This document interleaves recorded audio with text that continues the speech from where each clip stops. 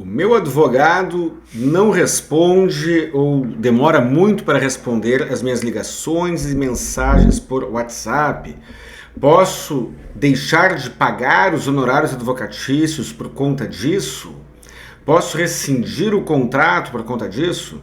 Meu nome é Guilherme Colim, do canal Saiba Direito, sócio do escritório Colim, Ramos e Jesus Advogados.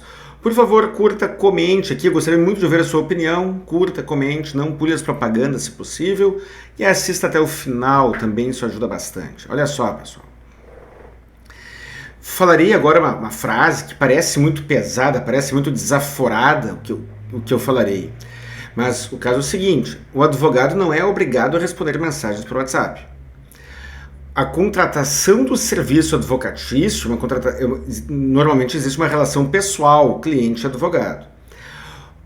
É normal, é perfeitamente normal, é recomendável, aliás, que haja uma comunicação entre o profissional e o cliente, por óbvio.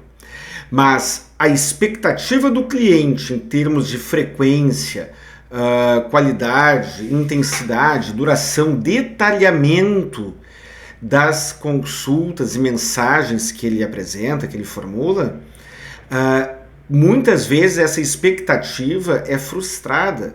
Mas o fato dessa expectativa ser frustrada, ainda que eu possa até mesmo concordar que o advogado está atendendo mal, tecnicamente isso não justifica o não pagamento pelo serviço. O serviço advocatício pode ser uma consulta.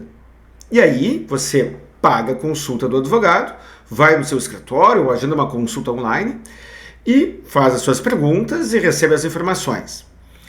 O serviço advocatício pode ser o ajuizamento de uma ação judicial, pode ser o encaminhamento de um pedido administrativo junto ao INSS, junto a algum órgão da administração pública, pode ser uma defesa administrativa em algum lugar. Muito bem, se você contratou o seu advogado para ajuizar uma ação judicial, você está pagando honorários para que ele ajuize aquela ação judicial. E aí talvez você aqui assistindo meu vídeo vai estar se questionando, mas como assim? Então quer dizer que eu contrato o advogado e ele não fala mais comigo? Não é isso, não disse isso. A questão é que a ausência de contatos, a ausência de retornos de mensagens de celular ou até mesmo de ligações telefônicas não justifica o não pagamento dos honorários.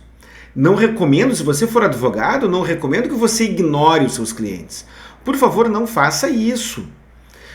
Caso, e isso acontece também, caso haja um excesso de mensagens, um excesso de ligações telefônicas, e pessoal, muitos advogados que advogam para pessoas físicas reclamam deste problema.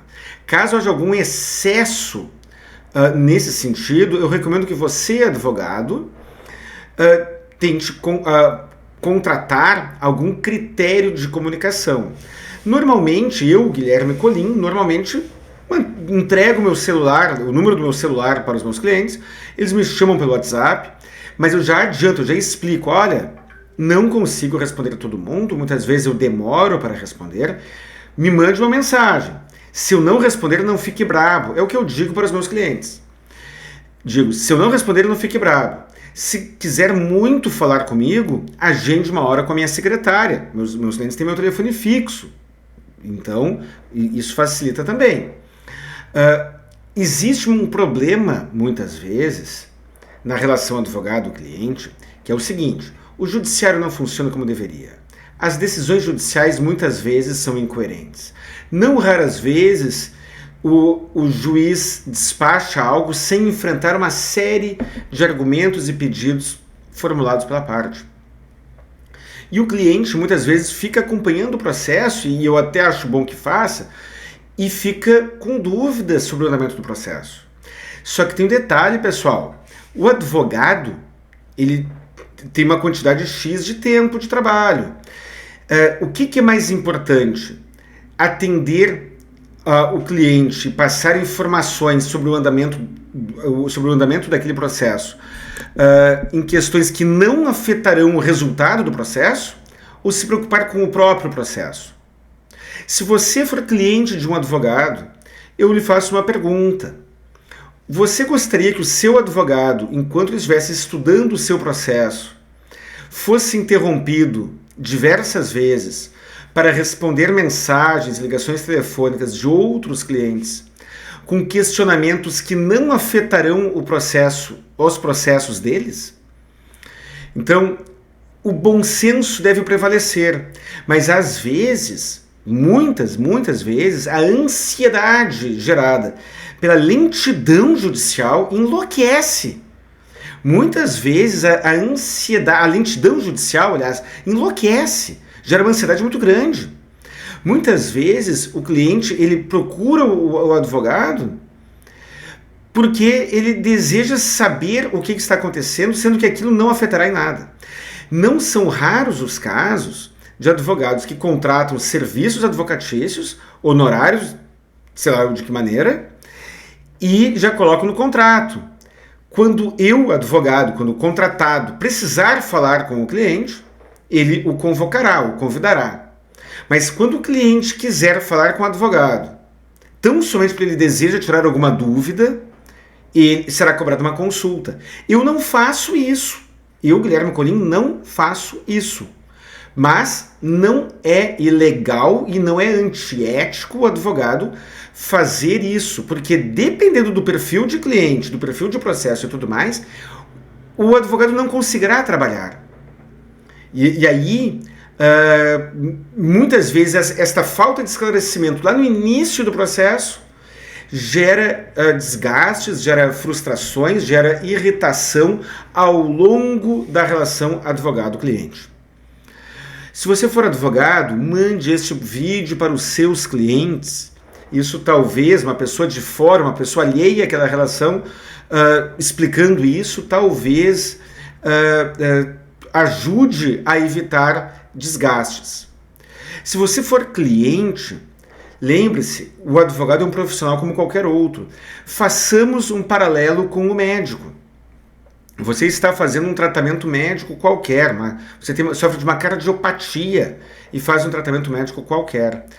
Muitos médicos passam o celular, muitos outros não passam. Muitos médicos aceitam serem contratados pelo WhatsApp, muitos outros não aceitam. Mas, via de regra, se você está fazendo um tratamento médico qualquer e deseja marcar uma consulta, conversar com o seu médico, ele lhe cobrará uma consulta. Estou falando, por óbvio, de médico particular, que atende, seja pelo plano de saúde, seja com remuneração a cada serviço prestado, a cada consulta, né? Então, isso acontece com o médico, isso acontece com o dentista. Não sei se todos, mas pelo menos uma grande parte faz isso. A pessoa está fazendo um tratamento qualquer e cada vez que ela comparece, ela paga uma consulta. Os advogados, na sua maioria, não fazem isso. E aí se criou uma praxe. Na sua maioria não fazem, muitos fazem, mas na sua maioria acho que não fazem. E se criou uma praxe, né, uma mentalidade de que se você contratar um advogado, você terá o direito de ir no seu escritório várias vezes, telefonar várias vezes, para fazer perguntas aleatórias. E isso tem gerado conflitos. E, aliás, este vídeo é uma resposta para um comentário que eu recebi aqui de uma outra pessoa reclamando do advogado dela. Um grande abraço, pessoal, e até o próximo vídeo.